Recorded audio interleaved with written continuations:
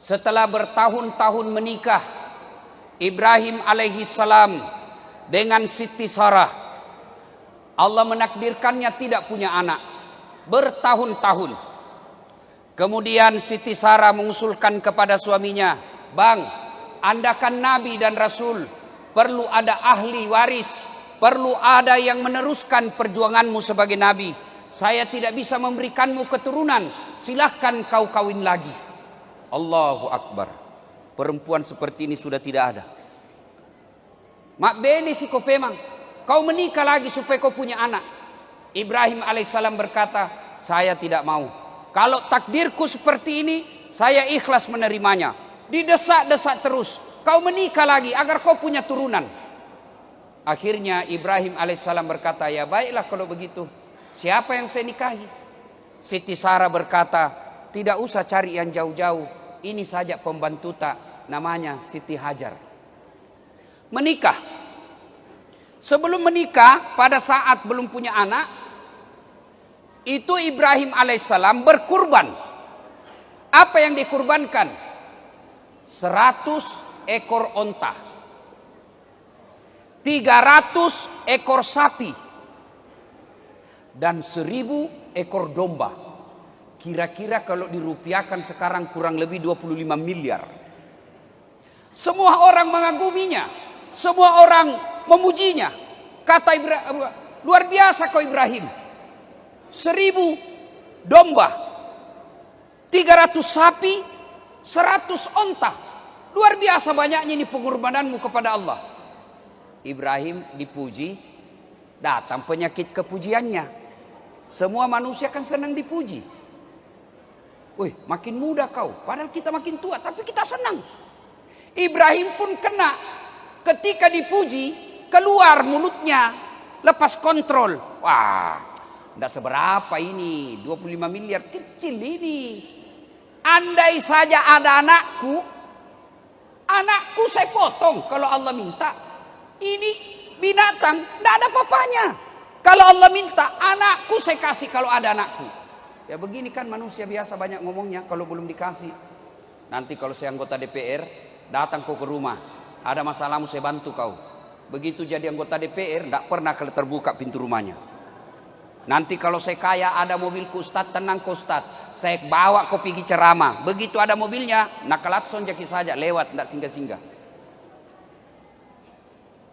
Andai saja ada anakku ku potong. Waktu itu memang Ibrahim belum punya anak. Berlalu, menikah dengan Siti Hajar, hamil Siti Hajar, lahir anaknya, beri nama Ismail. Inilah keturunan kita orang Islam. Siti Sarah dengan Ibrahim alaihissalam lahir pula anaknya, lahir Ishak. Inilah keturunan orang Yahudi. Nah, setelah usia Ismail alaihissalam, dalam Al-Quran tidak dijelaskan berapa jumlah umurnya. Al-Quran hanya mengatakan sudah pandai disuruh dan bisa membantu bapaknya. Kira-kira ulama menafsirkannya kira-kira 14-13 tahun. Tanggal 8 Zulhijjah, mimpi Ibrahim. Ibrahim, kau pernah berjanji kalau ada anakku saya potong. Sekarang ada anakmu, potong itu anakmu. Bangun Ibrahim. Ini mimpi atau wahyu? Kalau mimpi, kenapa terang sekali? Kalau wahyu, kenapa anak disuruh potong? Satu lagi, kalau anak 9 disuruh potong, kita cari yang paling nakal. Potong anakmu, cari itu yang bajingan, potong saja itu. Ini satu dan lama ditunggu, disuruh potong. Ibrahim berpikir. Maka tanggal 8 Zulhijjah disebut hari Tarwiyah atau hari berpikir-pikir. 9 Zulhijjah malam mimpi lagi. "Gere ya anakmu, pura kau mak janji." Kalau bahasa Bugisnya, potong itu anakmu, kau sudah janji. Bangun Ibrahim. Ini bukan mimpi, ini perintah Allah. Maka tanggal 9 Zulhijjah kita sekarang disebut hari Arafah atau hari keyakinan.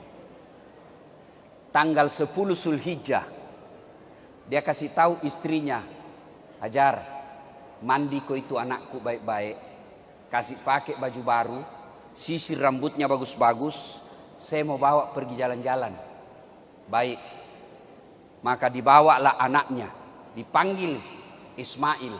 Nak, kalau semalam saya diperintah Allah memotongmu, menurutmu bagaimana? Kira-kira kalau anak tak ditanya itu, nah suruh kak potong ke Tuhan, bagaimana menurutmu? Anak tak pintar pak, apa jawabannya? Jangan saya pak, nenekku mau yang sudah tua. Itu jawaban orang pintar tapi tidak soleh. Itu jawaban orang pintar tapi tidak soleh. Tapi apa jawaban Ibrahim Ismail alaihissalam? Nah, saya disuruh potong kamu, menurutmu bagaimana? Apa jawaban Ismail alaihissalam? Laksanakan pak, jangan ragu. Cuma sebelum bapak potong saya, ada beberapa permintaanku. Satu, tolong tutup matanya Abah. Kenapa? Karena kalau kita lihat pasti kita tidak mampu dan tidak tega. Dua, tolong ikat tanganku dan kakiku. Supaya apa? Saya tidak meronta-ronta kesakitan. Tiga, tolong baju yang saya pakai jangan disentuh darah. Supaya ibuku ketika melihat dia tidak ingat saya. Dan yang keempat, kalau saya sudah wafat, jangan ada lewat anak-anak seumurku depan rumah supaya ibuku tidak mengenangku lagi. Baik, jalanlah dua manusia ini. Ibrahim, dia bawa anaknya Ismail alaihissalam menunaikan janjinya tanggal 10 Zulhijjah. Maka kita sekarang tanggal 10 Zulhijjah disebut hari An-Nahr atau hari melaksanakan janji. Jalan. Ketika dua manusia ini jalan, datang setan. Ibrahim, mau kopi mana? Kau lihat itu anakmu. Lucunya, lama kau tunggu, masa kau mau potong? Sadar kau Ibrahim. Ibrahim ambil batu, dia lempar, ishab, dia pergi kau setan. Jangankan anakku, diriku juga saya potong kalau perintah Allah. Pergi kau. Lempar. Setan lari. Sampai kota baru, balik lagi. Dia goda. Gagal menggoda Ibrahim, dia datang ke istrinya. Hajar, kau tahu enggak mau dibawa kemana anakmu? Mau jalan-jalan. Bohong, dia bohongi kau suamimu. Dia mau potong. Ah, masa bisa? Kenapa bisa? Katanya perintah Tuhannya. Siti Hajar berkata, jangankan anakku, saya saja siap dipotong kalau itu perintah Allah. Lempar lagi setan. Lemparan kedua. Putus asa setan? Tidak, dia datangi lagi anaknya. Ismail, kau tahu mau dibawa kemana bapakmu? Setan masih mau bicara, langsung dilempar kena mata kanannya. Inilah sejarahnya melempar 3 jumroh kalau kita pergi menunaikan ibadah haji dan seterusnya. Begitu sampai di tempat penyembelihan, dipotong anaknya, tidak mempan. Nagere anaknya, tidak mempan. Keras sekali kulitnya. Ismail berkata, barangkali tumpul pak. Dihantamkan ke batu, 1 kali hantam, hancur batunya. Lalu Ismail berkata, ulangi pak. Sebelum diulang, lepaskan ikatan tanganku, lepaskan ikatan kakiku. Kenapa? Kalau saya diikat, nanti Allah menilai saya tidak ikhlas dan tidak tulus. Lepaskan ikatanku. Dilepas. Begitu mau disembelih kedua kalinya, Allah di atas aras memanggil malaikat Jibril. Jibril, kau lihat itu hambaku. Kau lihat itu hambaku, perintahnya. Lalu Allah subhanahu wa ta'ala memuji dua manusia ini dengan membesarkan malaikat Jibril bertakbir, Allahu Akbar, Allahu Akbar, Allahu Akbar. Disambung oleh Ibrahim alaihissalam, La ilaha illallah huwallahu akbar. Mendengar ini, lalu Ismail alaihissalam melanjutkannya, Allahu akbar walillahil hamd. Itulah sejarah takbir kalau bapak takbiran ke hari raya. Allahu akbar, Allahu akbar, Allahu akbar. Malaikat, La ilaha illallah wallahu akbar. Ibrahim, Allahu akbar walillahil hamd. Ismail. Nah, setelah itu Allah perintahkan Jibril, kau ganti lehernya Ismail dengan leher onta atau domba.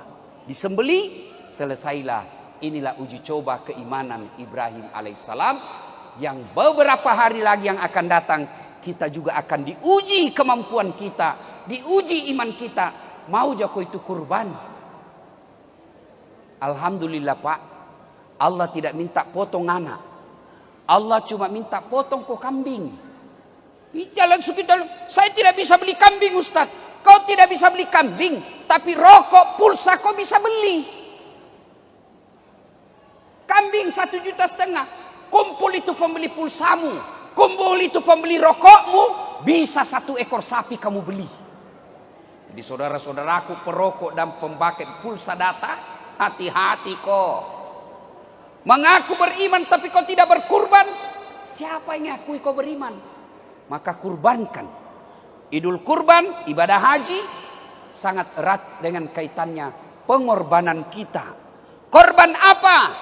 Mari korbankan waktu. Allah minta korbankan waktumu ketika hari Jumat.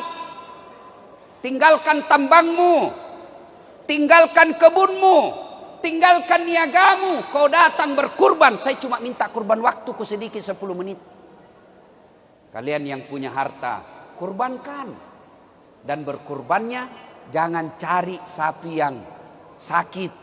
Syaratnya sehat, cukup umur, tidak cacat. Biasanya kita kan, sudahlah, daripada hilang saja potong nih. Itu tidak ikhlas. Mari saudaraku, sambut Idul Kurban. Sebelum waktu habis, sapi 1 ekor, mari. Bapak mampu patungan beli motor, mampu patungan beli mobil, mampu menyicil. Tapi kenapa kurban kita tidak mampu? Itu karena setan berhasil menggoda kita. Begitu bapak mau beli sapi, datang istri. Sok kaya kamu. Itu tadi Siti Hajar digodakan sama iblis. Suaminya mau berkurban, datang istrinya. Sok kaya. Apa kau mau beli sapi?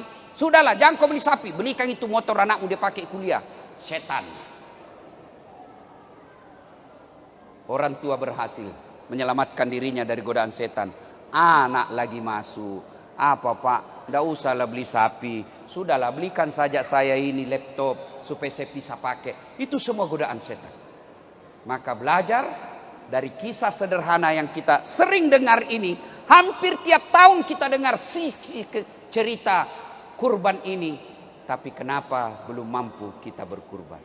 Tapi saudaraku, anggaplah memang kita tidak mampu.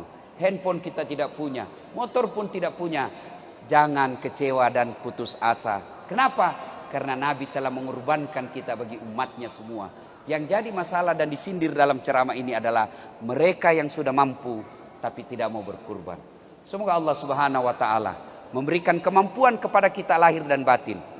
Memberikan kemampuan kita fisik, iman dan keyakinan supaya hari-hari yang akan datang sebelum masuk Idul Kurban, kita sudah minimal punya sapi untuk kita korbankan.